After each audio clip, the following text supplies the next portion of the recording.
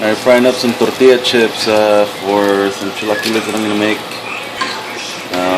Cut them a little smaller than normal because they're just gonna absorb all the broth and sauce when you combine everything. So don't really need to have a big old fancy dip size chips that I usually make for my guac.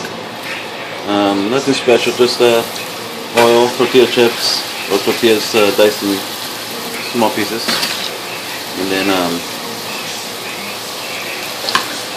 gonna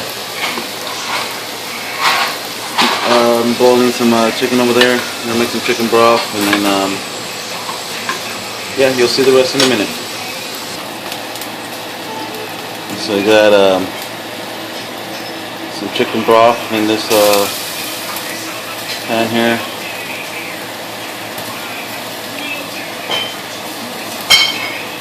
About 6 ladles from the pot.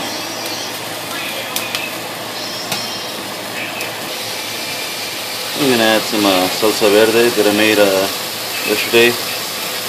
Should be about 2 parts of chicken broth, and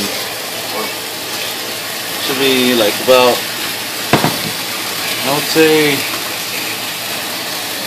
1/3 salsa and then 2/3 the chicken broth. It's moist and not too spicy. Well, it's spicy, but it's not gonna be too thick. You want the chips to absorb the broth and the salsa. Yeah, just a little bit more. Just wait for this to come up to a boil, and then once it comes up to a boil, then I'll just start adding the chips to it. Yeah, so here we go. We got some bubbles coming up. Nice boil. So just gonna start adding the chips in. What you're trying to do at this point is just let it absorb all the broth and the sauce, the salsa verde thing.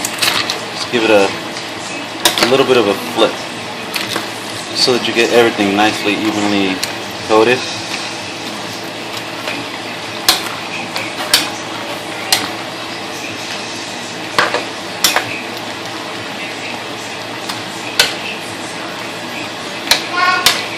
Now this is fairly easy. If you're gonna make it a lazy way and buy some store-bought chips and maybe either salsa you have left over or either store-bought and some chicken broth. I've never really done the chicken broth in a can or in a box or whatever it is.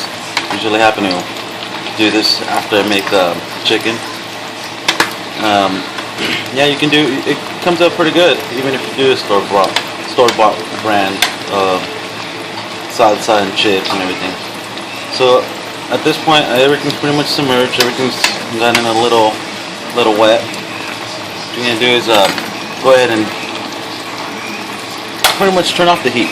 You don't need any more than that. You're gonna let it just absorb, consume all the juicy goodness. Okay. Another thing that I like adding to top it off, and it's always a good thing to do it just at the end, so that this cheese doesn't necessarily melt, but it does get a different texture and a different flavor once it's a little melty-ish. Oh, I take that back. This cheese does melt. But it melts in a different way, not like mozzarella. It melts more, it makes it a little gooey.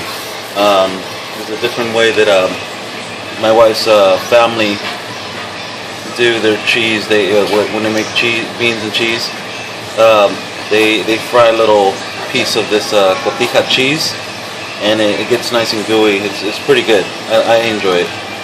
I don't do that as often because I don't have the technique down. I always over fry it so it gets a little crispy, or not crispy, but burn on the edges. Why am I gonna call it crispy? Okay, so the heat's already off.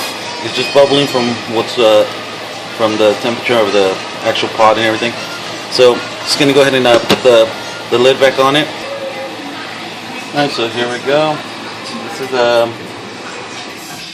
This is the final stages of the chilaquiles before I eat them.